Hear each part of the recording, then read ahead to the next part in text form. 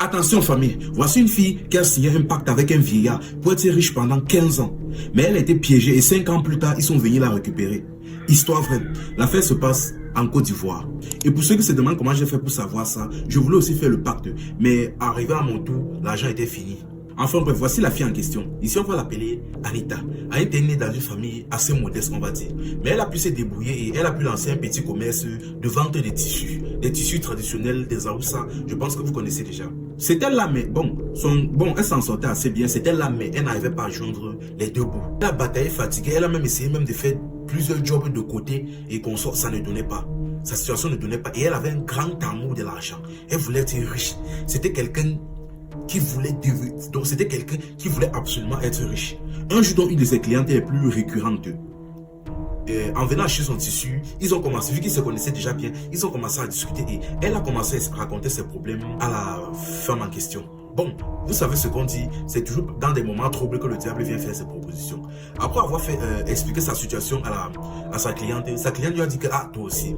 Il dit que, bon, tu sais, moi je peux t'aider. Je connais un monsieur, un vieux monsieur là, qui est capable de te rendre riche. Je dis, le monsieur là est très puissant. Il est capable de rendre les femmes comme toi très riches. Mais tu dois comprendre que tu dois sacrifier quelque chose. Donc moi je te dis ça en avance. Pour que après plus tard quelque chose se passe là-bas, tu ne viens pas dire que je... Dès qu'elle a entendu ça, elle était surexcitée. Elle ne voulait plus rien comprendre. Elle a demandé donc des informations sur le monsieur. Sa cliente lui a expliqué d'où il se trouvait et consort. Et il se trouvait dans un village un peu proche de la localité. Sans tarder, donc dans la même journée, donc, elle s'est préparée donc, et elle s'est dirigée vers le village en question. Elle a pris un taxi, elle est arrivée et elle est entrée vers une zone. Puis s'est enfoncée dans une brousse, selon les indications de sa cliente. Et elle est arrivée vers une maison délabrée. Une maison qui était littéralement sur le point de tomber et elle était enroulée de fils rouges. Elle a vu ça à distance, elle a commencé à douter, elle a dit que non. Comment est-ce qu'un monsieur qui est censé me rendre riche, il habite dans ce genre d'habitation-là? Elle a dit que non, c'est suspect. Elle a d'abord voulu partir, mais elle a vu un vieillard sortir. Il a dit, viens, je connais tes problèmes. Bon, elle s'est avancée donc. On dit souvent qu'il ne risque rien à rien. Elle s'est avancée, elle est entrée à l'intérieur et avant qu'elle n'ouvre la bouche, le monsieur en question lui a dit qu'il ne t'inquiète pas, je connais déjà tous tes problèmes.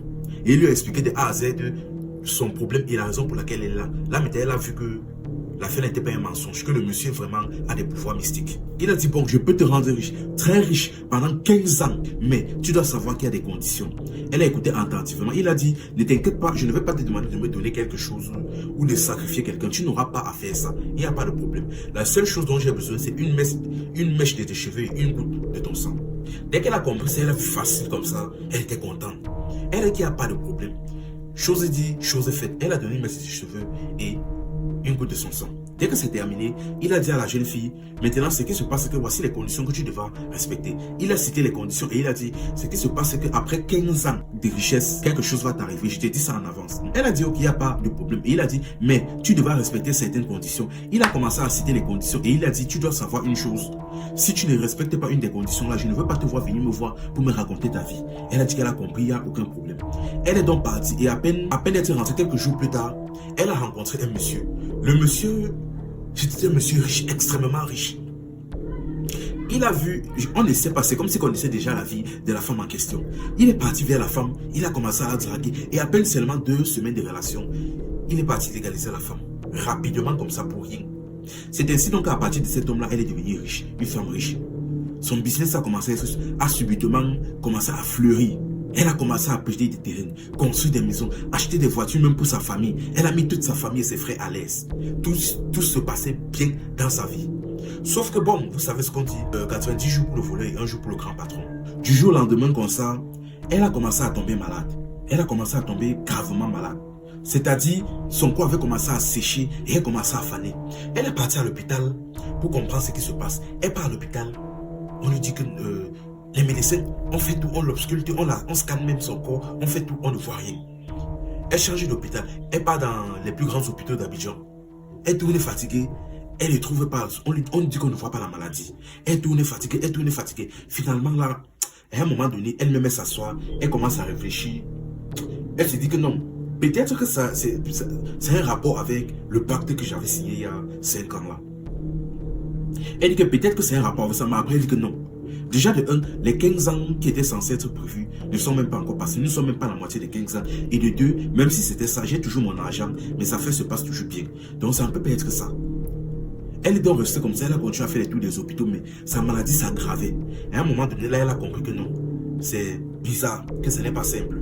Elle a donc décidé d'aller retourner chez le vieillard en question. Elle a pris donc son véhicule, elle s'est dirigée vers le village en question et elle a revu. En arrivant donc près de la maison du monsieur, rien n'avait changé. Sa maison était toujours là sur le point de s'écrouler. Et elle a vu le vieillard à l'extérieur. Mais quand elle a vu à distance, ses yeux étaient bizarres. Ses yeux étaient comme pour un démon. En fait, c'était le vieillard, mais c'est comme si ce n'était pas le vieillard. Le monsieur l'a regardé comme ça. Elle était effrayée. Il a dit, viens. Dès que s'est approché, il a regardé droit dans les yeux. Il a dit, je sais d'ailleurs pourquoi tu es là. Tu dois savoir une chose.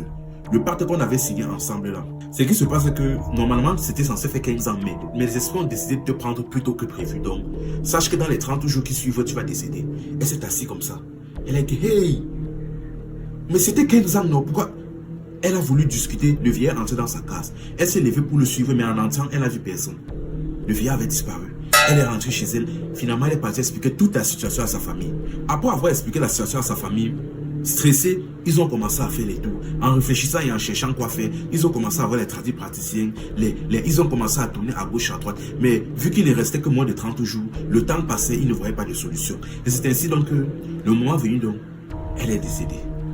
C'est-à-dire, au lieu d'aller à l'église, ils sont partis faire le tour des tradipraticiens et comme ça, elle est décédée. Elle est décédée. Franchement, la famille, surtout nos petits sœurs, la vie facile ne paye pas. La vie facile ne paye pas. Apprenez le contentement. Apprenez le contentement. C'est-à-dire le peu que tu as, contente-toi de ça. Si tu en veux plus, c'est Dieu qui t'en demande encore à Dieu. Ne pas partir signer des pactes pour être riche ou partir intégrer des sectes pour devenir millionnaire ou je ne sais quoi, ça ne va jamais vous aider. Et généralement, même dans ce genre de pacte-là, ils vous donnent toujours une date. Généralement, ils ne respectent pas parce qu'ils savent déjà que avant que le délai n'arrive, ils savent déjà que vous allez commencer souvent à chercher des solutions pour sortir dans ça. Dans ce cas, ils anticipent, ils vous prennent plus tôt. Elle n'a même pas fait la moitié du temps normalement du temps imparti. Mais ils sont venus la récupérer comme ça, pour rien. Ah, franchement, la famille, comme je dis toujours, si vous voulez quelque chose, demandez à Dieu. C'est le seul qui va vous donner sans vous demander, sans vous poser des conditions bizarres et comme ça.